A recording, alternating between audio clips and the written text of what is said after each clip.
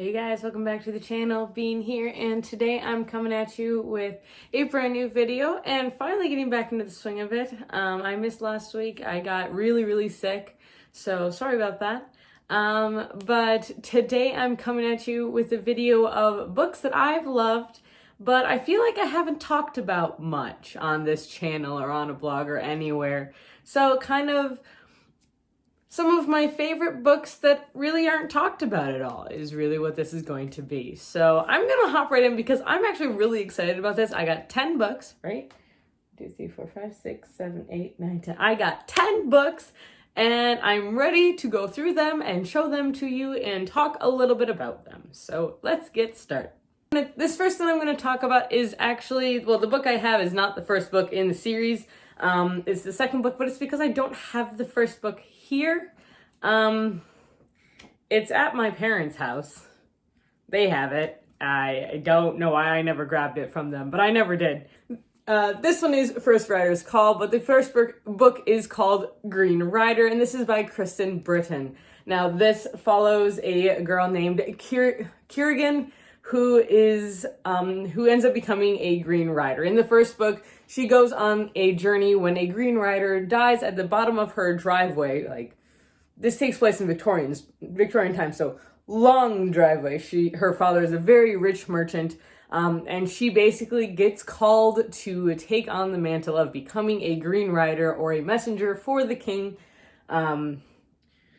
And it's a very intense and very interesting fantasy series. I have read the first 4 books in this series. I believe number 8 just came out. It's either number 7 or number 8 just came out. I stopped because I heard that there were some very intense scenes coming up, and at the time that I was reading it, I was not prepared for that. So recognize that, and I do look forward to, I loved this series. I absolutely loved it. I worked at an insurance firm when I was reading it, and this was my audiobook of choice for like months. Like, these are long books, long fantasy, high fantasy stories that have monsters, they have adventure, they have girls on horseback. Like, it's, as cliche as that sounds, I think Kristen Britton did an amazing job, at least with the first couple in this series.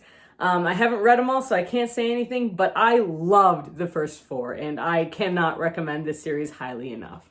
And I feel like I never talk about it, which makes me so sad. The next book is actually one that I haven't read in a while, but I absolutely enjoyed when I did, and that is A Natural History of Dragons, a memoir by Lady Trent by Marie Brennan. So this is a series of memoirs written by the wife of a dragonologist. And after the first book, it gets very interesting and it kind of turns in a direction I didn't really see coming.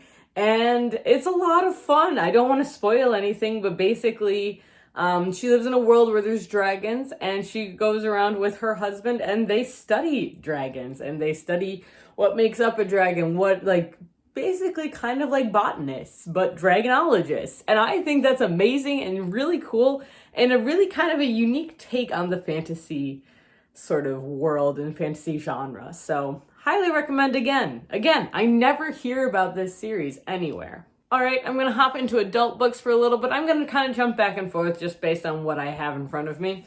And I'm going to talk about A Plague of Giants by Kevin Hearn. I've read several different books by Kevin Hearn, and this is by far one of my favorite by him. This is another super high fantasy story. There are many points of view, so that is something to be aware of. If you do pick this up, I believe the second one is out and the third one will be coming out soon. But this is the first book in the series, and it follows a bard as he tells a story as many different characters. So this bard is able to transform temporarily into different people who have told him stories, and he tells the story of what happened when the giants attacked. And so basically the giants decided that they were going to attack the mainlands, and they sieged the mainland. They destroyed everything in their sight, everything they found. And it basically follows a bunch of different people who either had encounters with the giants or who survived, or it also follows some of the giants. It's so interesting, and I haven't really read a book that was told by a bard, if you will. But it was very interesting, very unique, and also very dense. So that is a thing with this book. It is a very dense story. So would recommend, enjoyed it, but dense. You actually have to think while you're reading it. So the next book that I wish I saw everywhere is The Rage of Dragons by Evan Winter. This book is beautiful. This book is, again, about attacking dragon, and it's all about these people, just a couple people in this giant village in, I guess it would be a small city. Think of it as more, I want to say again, medieval time type of setting. And a couple people have magic, and one person's able to talk to this dragon, and this dragon is attacking and trying to kill everyone. Plus, there's also a war going on at the same time, and it's very intense. I say that a lot in these books, but I love books that really grab you and pull you in, and you're a part of the action. That is one of my favorite. In this book, and I also, unfortunately, I have not yet read the sequel, which is like me in a nutshell. I've read the first one and I loved it, but I haven't read the sequel. That is me in a nutshell. So I'll get there eventually, hopefully. But loved this one. I also have the audiobook for this one because I decided I wanted to reread it with the audiobook, and oh my gosh, so worth it. Cannot recommend this one enough either. As of right now, it is a duology. I think there are more coming out, but I don't know. All right, moving back to YA, the book that I want to talk about is Blood Heir by Amelie Wenzhou. I waited so long for this Goram book. It was delayed for over a year, and I know she made some edits to make it a little bit better, but this is an Anastasia retelling, and this book was beautiful. This book, what's her name? This follows a girl named Anna who is on the run from her family because of the type of magic she has. She has blood magic, so she's able to control blood, where most people have like ground magic or air magic or something of the sort. She has blood magic, so she can control the blood running through your veins, and it's scary at points. And again, I've read the first one, I haven't read the second one, but I did finally get the second one. So, but oh my gosh, this book had so many little twists and turns, and I loved the character building. I love the characters, period. And it was a wonderful YA series, and I don't say that lightly. I've been moving away from YA a lot lately, and so I'm very picky about my YA books that I read. And this is definitely a series that I will finish. It's so well done. It's so good. The next book I have not talked about in a long time, and I know that, and I feel bad about that. But I also have the sequel. It's right over there. And I have the third book in ebook form. I've only read the first one though, and I really enjoyed the first one when I read it. So I want to sit down and reread this one so that way I can finish the series. And that's Weregirl by C.D. Bell. This follows a girl named Nessa who is a track star who one night is attacked by something and she's not sure what it was, but then she starts changing, and it's not difficult to figure out that she's changing into a werewolf. Like, that's not a large leap. And I did figure out some things while I was reading this the first time. I was like, all right, I think I've got it figured out. Like, it's not terribly difficult, but at the same time, it was a fun read and it was enjoyable. And I am curious as to why it's not talked about more. I do believe it's because people have shifted into the werewolf romances, and that's not exactly what this is. This is YA. There's going to be romance, but there's going to be YA romance. So, yes, I don't know. I'm a bit of a cynic right now.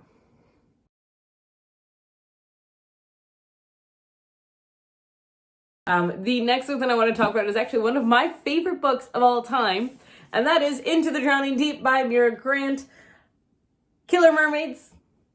And if you want a great Halloween story, this is always one that I will recommend to everybody because it's creepy, it's disturbing, it's blood, guts, and gory. And I love this writing style. This actually was probably my intro to horror that just got me like, okay, I'll read this. I'll read more of this. All right, let's go. Let's see what we got. And I have not been disappointed with Mira Grant's writing at all, or Shannon McGuire, as you might know her as. I enjoy this one also because it reminds me a little bit of Jurassic Park to a point, because it is about a group of scientists who are going out to try and study the deep, and they end up finding these killer mermaids. So it's interesting. The cover is very dramatic. That's okay. The book is very dramatic too. So yes, highly recommend. I really can't recommend it enough. I just love this book so much. I know that we talk a little bit on this channel about books, and I love reading books about books, and I know a lot of people do. And one that I am really surprised more people haven't picked up is The Library of the Unwritten by A.J. Hackwith. The reason being, this book follows an area in the underworld, in hell, where unwritten books go. So books that have been started but never finished. This is where they go. They end up in this library, and this follows the keeper of that library. It was such a wild and exciting ride because some of the characters from these books all of a sudden just come to life, and she's like, you're not supposed to do that. Go back to your book, and they won't do it. So she goes on a wild chase of trying to find them, and it was not what I expected, and probably in the best way possible. I really got into this book, and it was so well done. The sequel has come out, so that's exciting. I don't know how many books are supposed to be in it. I want to say just 2 or 3, but as of right now, I know there's 2. We're going with that. But it was so good. I was so surprised, and it's a book about books. It's a book about writing books, and a book about the fact that we don't finish all of the books that we start writing, and I think it's something that more people should read, honestly. And this next one, is a very popular movie, for very good reason. It is a wonderful movie, and I love the movie very much. I'm not going to say the movie's better than the book, because the movie's not better than the book. The movie is a different style than the book. But that's Howl's Moving Castle by Diana Wynne Jones. The movie Howl's Moving Castle is beautiful. It is a gorgeous, beautiful movie. This book is a riot. This book is full of sarcasm, sass, and Welsh swearing. And people chucking buckets at each other's heads. Like, this book is so much fun. I laugh out loud every few pages. It is amazing. For those of you who don't know, Howl's Moving Castle is a Studio Ghibli movie, and it is based generally off of this book. But there are a lot of things that didn't make it into the movie, which happens. And the way that the movies are usually made for Studio Ghibli is that they make them very fairy tale-like for everyday life. And that's very much what Howl's Moving Castle is, as it follows Sophie and Howl. This book, on the other hand, is just... Howl's just like such a whiner. If you remember in the movie, there's a scene where his hair is dyed a different color and he basically throws a temper tantrum. This book is just him throwing several temper tantrums at a time and then him just whining at Sophie. And it's so much fun though. I make it sound like he's annoying, and he does get annoying, but it's really cute at the same time. So this book is so much fun, and I'm so sad that more people don't read it because it is so much fun. So highly recommend, just give it a shot. Like, it's not a difficult book to read. It is a middle grade book, guys. It's not hard to read. I highly recommend it. But yes, so read it. All right, so I actually have 11 books. I lied.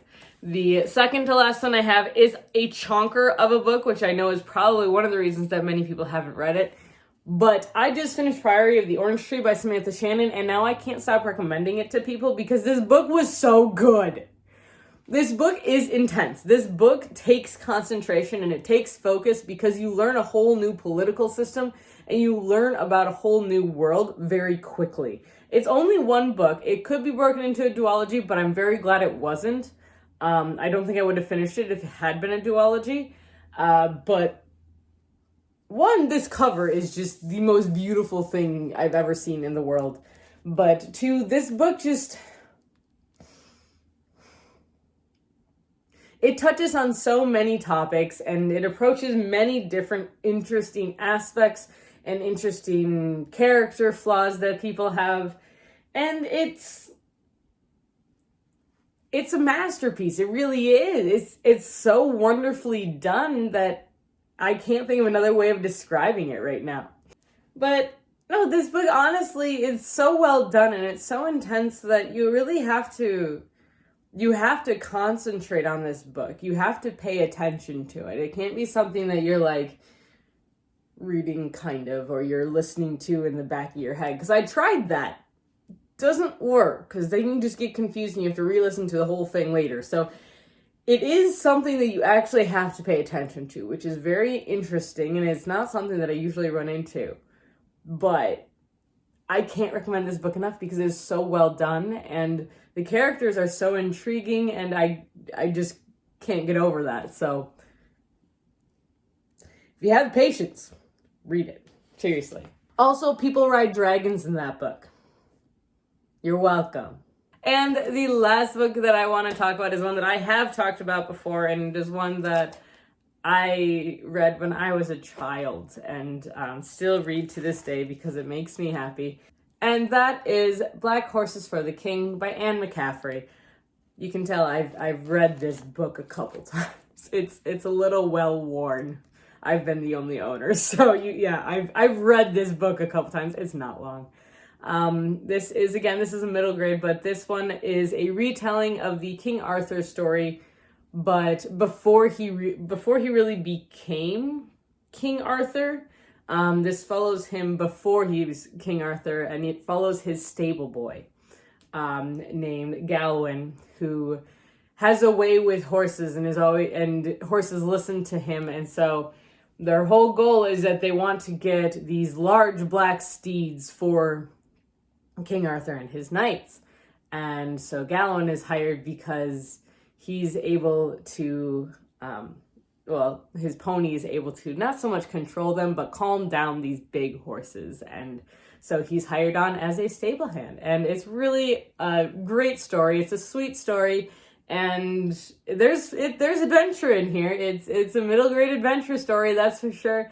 And I can't recommend it enough because this book brings me so much happiness, and not just because it's a childhood favorite. That is a reason, I'm not gonna lie, but it's also because it is well done, and you don't see a lot of King Arthur retellings in this sort of manner. So, highly recommend.